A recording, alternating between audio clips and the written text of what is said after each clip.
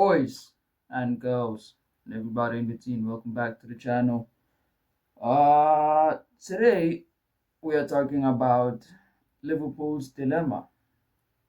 Uh, Quite a serious dilemma, to be honest. It is something that really needs to be addressed this summer, and that dilemma is the striker position for Liverpool.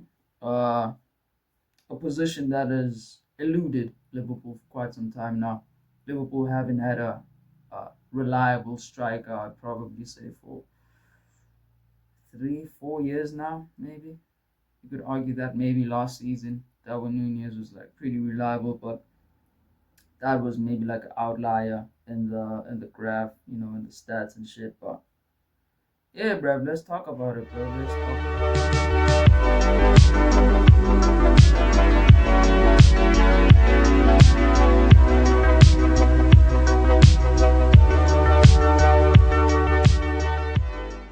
There's been a lot of names around there circulating in the transfer pool or whatever word you might want to use, but there's been a lot of names circulating, names that I don't really like too much. I've seen some people say uh, AKTK, Liverpool are in for AKTK. I'm not convinced on AKTK, to be honest with you. I'm really not. I think he's a good striker, but I don't think Liverpool are in a position to get a good striker right now, especially not for that price tag. 100 million for a project striker who shoots like he's got pillow feet. He's got pillow feet. Let's just be honest with ourselves, man. His shooting power ain't up to it ain't up to scratch. His shooting technique isn't up there as someone like a Isak or Julian Alvarez or even Benjamin Sesko. As much as I wouldn't like the prospect of Benjamin Sesko at Liverpool, his shooting technique is way better than Ekitike. But yeah, bro, Ekitike been linked with the move to Liverpool. 100 million euros, which no one is gonna pay that. So yeah, no one's paying that, man. Frankfurt are out of their minds, bro. Yeah, that club is a fucking Ponzi scheme for strikers, bro. I can't lie. Because like over the past 5 to 6 years, they've had Jovic flop at Madrid. They've had no, not Ekitike. They've had Kolomwani. Who else have they had? They've had quite a few strikers that have left Frankfurt, gone to another club, and then just absolutely flopped. But yeah, bruv, I don't like the prospect of Ekitike. I wouldn't want him at my club. I don't think he's good enough. Plus, I think he's like a closeted Man United fan, so I'm good on that, man. I'm good on that. So that's option number one. I think it's very unlikely that we're going to get Ekitike. He would cost much more than what we'd be willing to pay for a striker of his ability, at least. Option number two, we're probably going to get like progressively more me wanting to get that striker. But option number two, Sesko, maybe. No, actually, no, I tell you, I don't want that nigga in my club.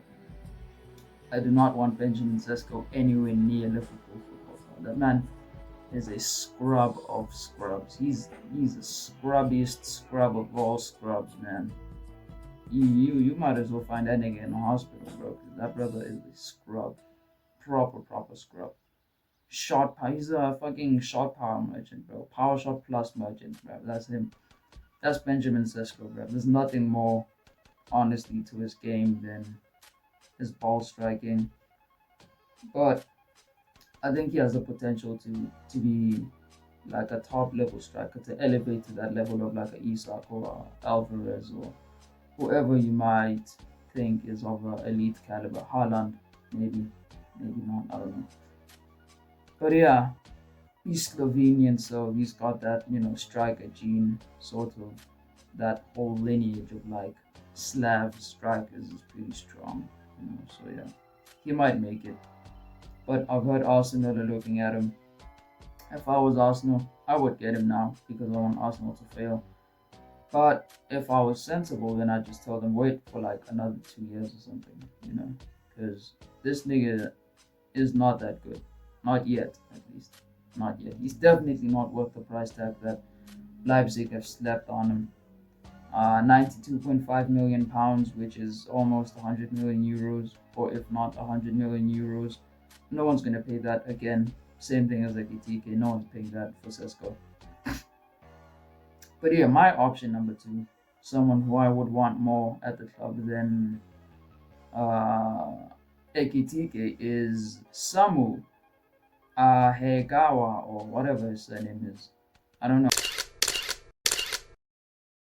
why he changed his surname. I forgot why. But yeah, I really like Samu.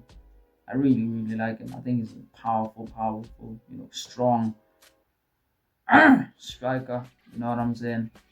Move, man. That's the type of striker that Samu is. He probably cost around the same as like Kitike and Sesko, but I'd be more willing to pay it than Ekitike and Sesko. Not saying that I would pay it, but I'd be more willing to. I'd be more inclined to paying it for him. I feel like he has a high ceiling than those two. Oh no, maybe Ekitike. Sesko has a pretty high ceiling to be fair. He was like a proper wonder kid and like FM 21, 22. So yeah, Sesko's good. Don't get me wrong, but he's not my cup of tea. So yeah, Samu, strong striker. Good in the air. Heading. He's got a pretty powerful shot as well. He's a solid box threat. He's young, so there's room to improve there. There's room to work with. And I know coming from the Portuguese league, we've had a pretty rough streak, but I feel like Slot can change him. I feel like Slot can change him. Slot can. There's definitely something to work with there. Like there's a lot to work with. He's gonna be Spain's striker for the next decade. So I don't know. I'd like to have him at Liverpool, but not for 100 million. That's just excessive. All right, option number three. Victor Gyökeres. I know there's been a lot of people that have been saying like Gyökeres is not that good. He's not up to scratch. He's a fucking flat track bully, as some people might say. He just fucking pummels the minnows, and then I don't know what does he do against big teams. I mean, he scored 4 goals against Manchester City, but then again, Manchester City have been shit this season, so there's that. But I think he's a very good striker, especially for 60 million. You can't get much better than Gyökeres, honestly. People have been saying that it's a fluke season, but you can't fluke your way to 50 goals in all competitions, bro. That's crazy, dog. He's got like 51 goals in all competitions, bro. He almost won the Golden Boot if it wasn't for that podcast coefficient. What was it, like 39 goals in the league or something crazy like that. Yeah, Gyökeres is a very good striker. I do feel like there's like quite a few deficiencies in this game, and I feel like it might be a bit too late to try and chisel them out or try and like buff those deficiencies up. So he's just a striker that you're gonna have to work with what he's got basically. There's not much more that you can do other than that. You just gotta work with what you've got for not Nunez, for Gyökeres. But yeah, I think he's a very good striker. Ball striking, top. He's a good header of the ball. He can hold up play pretty well. And there's not much downside to Gyökeres, honestly. Like maybe you could argue that paying 60 million for like a 26-year-old is like, especially from the Portuguese league. But niggas forget, Gyökeres came from the championship, right? And his numbers have progressively gone up from the championship. I think his first season in the championship, he scored 15 goals, and then the next was 18, and then 18, and then 21, and then he went to Portugal and he scored like 30 something, and then the season after that, which was this season, he scored like 50 something, 51 goals in all competitions. So progressively you can tell that he's been on an upward trajectory. So I don't think it would be a bad investment or a bad call to try and get Victor Gyökeres at Liverpool. He's not the worst striker that you can get, absolutely not. He's not the best, but he's far from the worst option that you could get He's better than Ekitike in my opinion, and Cisco, even though he's probably playing in a weaker league, arguably. But you don't score 51 goals by fluke, bro. You don't luck your way to 51 goals. There has to be something about you. Even though you could argue Darwin Nunez did cook that league, but you could tell that Darwin Nunez wasn't going to make it, bro. His fundamentals just weren't there. You could tell by the way that he plays, his mannerisms on the pitch, his mannerisms when performing certain actions. That nigga's not going to be up to scratch, to play for a top level club. And you could argue with Darwin that it's a case of confidence. I think that it's confidence. Some people say that he's just not that good, but I genuinely think that it's confidence. I think that the weight of the Liverpool shirt is way too heavy for him, and it's just unfortunate. But he's got to go. You know what I'm saying? That's just the way the cookie crumbles, bro. We can't have players that are like not confident enough in their ability to be able to wear the Liverpool shirt. He's had some great instances, great, great moments. He's a moments player, basically. He's been a moments player at Liverpool. I remember the Newcastle brace, the brace against Brentford this season, a couple goals, couple important goals. But he hasn't capitalized on those moments. When you're finally thinking, okay, this is the moment for Darwin Nunes to push on. This is the launch pad that he's needed for the past, I don't know how many months. And then the next game he starts and then he shits the bed. And then the next game he starts and then he shits the bed. And then the next game he starts and then he shits the bed. And then you're like, what's the use of me starting this guy? And then you drop him. And then you have someone like a Diogo Jota on the bench, who's also not that great, to be honest with you. And then you start him and then he shits the bed. You start him, he scores, but he has a shit performance. So then you're like, okay, let me start him again. Maybe he's going to score. You start him again, he shits the bed. And then you're like, okay, fuck it, man. Let me just plan C. You know what I'm saying? Let me just thug it out. Let me try and see if I can work something out with Diaz. And Diaz has been sort of good. He's definitely been better than Jota and Nunez. Not that hard to be better than those two, to be honest with you, though. It's pretty hard to be worse than like our two worst attackers in the squad. Chiesa offers more than Jota and Darwin, which is crazy saying that because Chiesa barely qualified for a Premier League medal. So yeah, there's that. But yeah, who's option number two? Samu. No, Juan Gyökeres. Yeah, I would like Gyökeres at Liverpool. I think he's a pretty good striker. I think he'd adapt well to the Premier League, seeing as that Championship to Premier League pipeline is borderline undefeated, man. There's been hella strikers that come from the Championship, get promoted or get a move to the Premier League, and they absolutely smash it. Some of them have failed, but more times than not, it's damn near cash money, bro. Someone like Eberechi Eze, or not only strikers, but someone like Eberechi Eze, Michael Olise, those two specifically at Crystal Palace, they tore it up at Palace, man. But there's a lot of instances of players coming from the Championship, moving up to the Premier League and absolutely killing it. So I wouldn't be surprised if Gyökeres signed for like a Arsenal or I don't know, not Chelsea. Chelsea gave million to like Newcastle. Not Newcastle. I don't know, like a somewhat good Premier League team, and then he absolutely smashed it. If he can adapt well to the Premier League, that's easily a 30-goal striker in the league alone. Plus, you'd have Salah and Verts supplementing him. So, that's a pretty easy recipe for goals, which is one thing that I think people forget. That you don't even need to be that great of a striker to be able to flourish in this system. You just need to be able to finish your chances more times than you don't. Yeah, he's had a lot of big chances missed at Sporting. He had like 30-something big chances missed at Sporting, but still a good striker. Alright, moving on. Option number 4. I'm only gonna name 5 strikers because I don't want to keep this. I don't want to make this video too long. It's probably long enough now. For option number 4, Julian Alvarez. I think Alvarez has a very high chance, not very high, but has a pretty solid chance of signing for Liverpool. He has Premier League experience, so there's not much that you can really say. You can't say, he's South American from La Liga. He won't really be able to translate well into the Premier League. I mean, he was pretty solid. He was pretty solid at his time at Manchester City. He joined there for like 20 million. They sold him 2 seasons later for a 60 million pound profit or 50 million pound profit. I think 80 million euros or something. 80 million euros or pounds, one of the two. But they sold him for a massive profit. They made like almost 300% profit on him. So yeah, that shows that there's something there.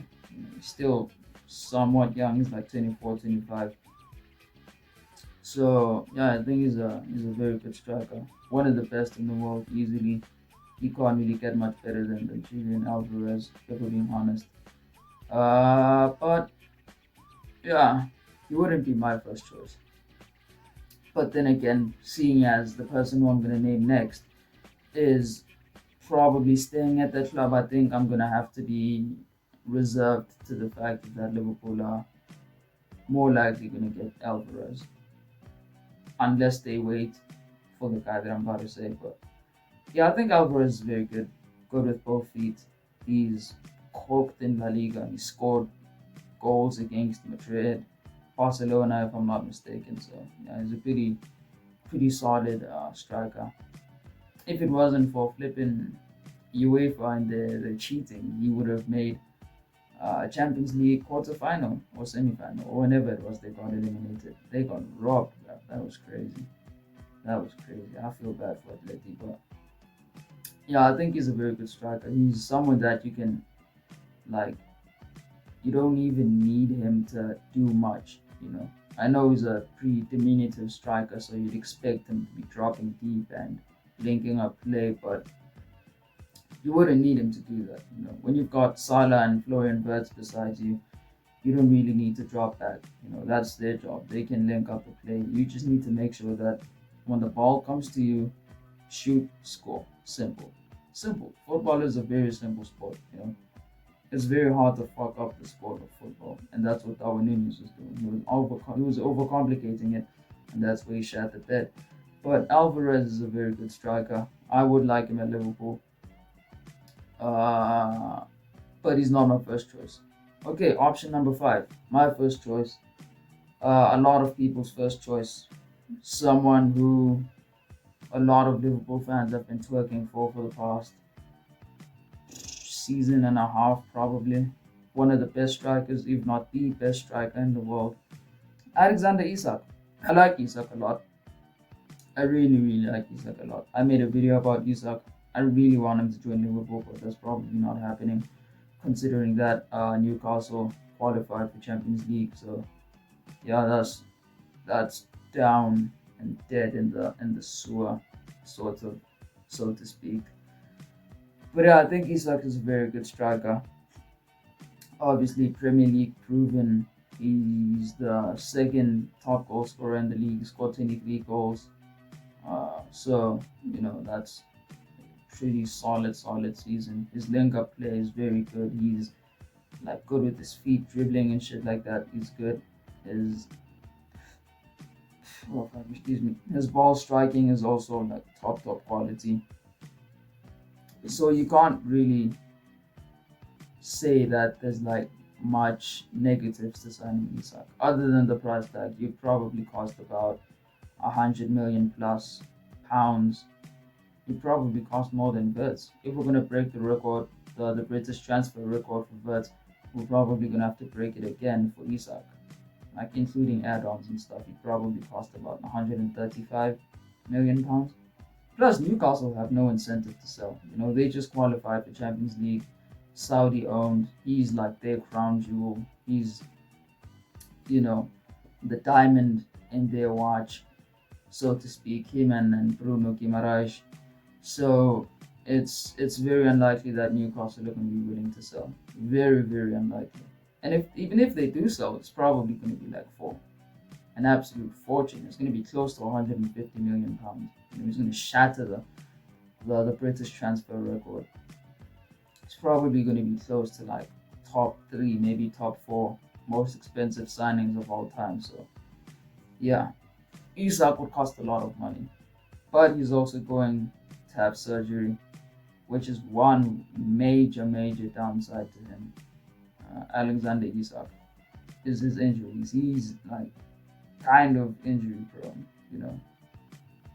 He's like, yeah, he's like Chota Pro Max, you know. Like he's an insane striker when he's fit. He's incredible on his day, you know, but like he gets injured quite a lot. He does get injured quite a lot. I'm not sure where he's having surgery specifically. I think maybe his knee or something. But I don't think that's a risk that Liverpool should be taking to be signing a player that's going to be having surgery this summer. I think we're better off going for someone like a Victor Gyökeres or a Julian Alvarez. So yeah, bro. Yeah.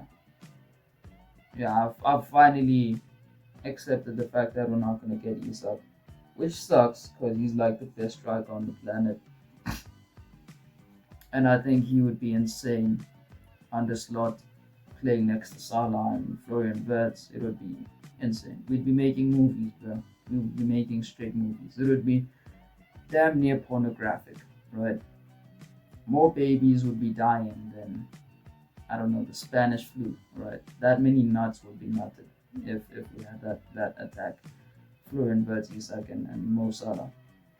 But sadly, that's not going to happen. So we might have to be reserved to the fact that we're going to have to get someone like a Gyökeres. Like I've said, I want Gyökeres a lot. I do want him a lot. More so than Julian Alvarez. He's probably like my second option.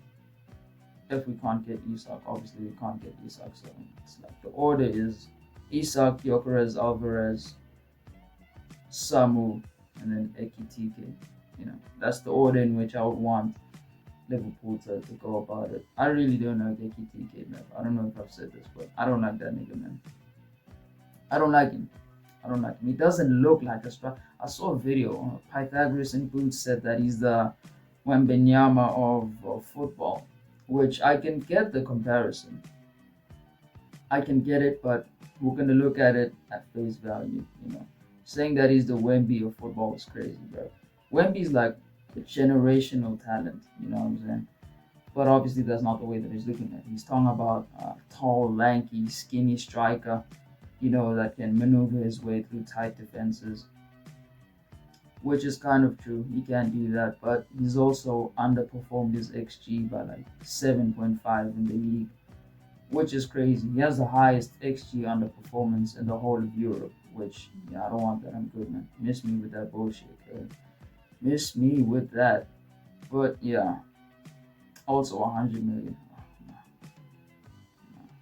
The more I think about it and the more I talk about it, the more I'm like disgusted by Ekitike. You know, he's not a good he's not a bad footballer. Don't get it twisted. He's very good. But for 100 million, and the fact that his ball striking is subpar at best, you know, nah, man, I'm good. But yeah, bruv. Anyway, I'ma head out. I'ma leave it at that. I think I've yapped for long enough. But maybe sometime next week, I'm gonna do like I don't know, not a tactical breakdown, but like a tactical setup for Liverpool with potential signings like Frimpong, Kirkes, Wirtz, whoever we're gonna get as a striker. Potentially a new DM. Who knows? But yeah, possibly next week. Possibly. There's no football or like the Nations League, but that's like later. So yeah, I have a lot of spare time on my hands. But then again, I don't really have anything else to do. That's why I'm doing this shit, because I literally have nothing else to do. So yeah, bro, I'm catch you niggas later, man. I'm catch you niggas later. Have a good one, and deuce!